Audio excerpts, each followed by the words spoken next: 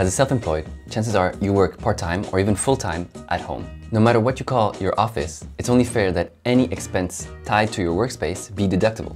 And it's also fiscally interesting for you to deduct them.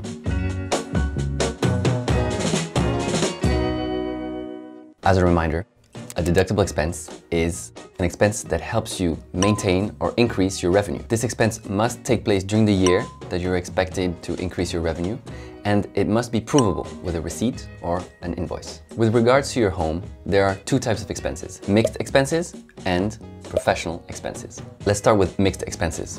To illustrate mixed expenses, I like to take the example of an apartment that is 100 square meters. This apartment has 2 rooms, and you dedicate one of those rooms as your self-employed office, where you exercise your activity and maybe even receive clients. If this office is, let's say, 20 square meters, then 20% of your home expenses, such as your electricity, water, or gas bill, can be deducted because it's part of your self-employed activity. And there are other mixed charges that people tend to forget, such as your fire insurance or the interest on the mortgage payments for your home. You can even deduct 20% of all the maintenance costs or maintenance material that you buy for your home, because 20% of it goes to your freelancer activity. Your Wi-Fi bill is also a mixed expense. If you use your Wi-Fi, let's say 5 days a week, then you can deduct 5/7 of your Wi-Fi bill as a professional expense. To make it simple, you can deduct expenses for your workspace, but only the share relative to the workspace that you occupy for your activity. By the way, this only works if you own the home that you live in. If you are renting, unfortunately, if you deduct expenses on your home, your landlord might see an increase in their taxes because they are renting for a professional activity. So make sure you agree with your landlord if you are renting and you want to deduct these expenses.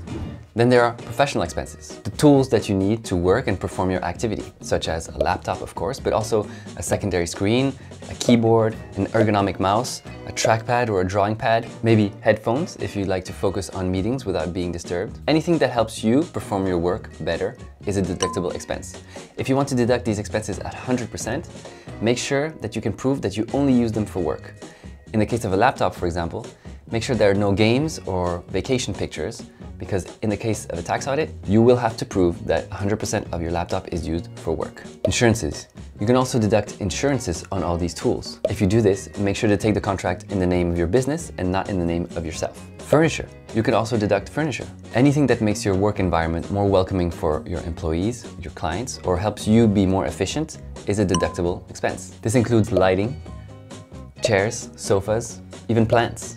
Snacks and drinks. Coffee, tea, or snacks can be a deductible expense if they help you or your team feel better at work, or if they help you host clients. And entertainment. If you play music, for example, in the background as part of your work habits, you can deduct things such as a music streaming platform. If you and your team like to play a game of Mario Kart during their lunch break, that's also deductible. But be very careful with these ones. Don't abuse of them, and make sure that in the event of an audit, that you're able to prove that these help you and your team perform at work. Thanks for watching, good luck setting up your home office, and see you in the next video.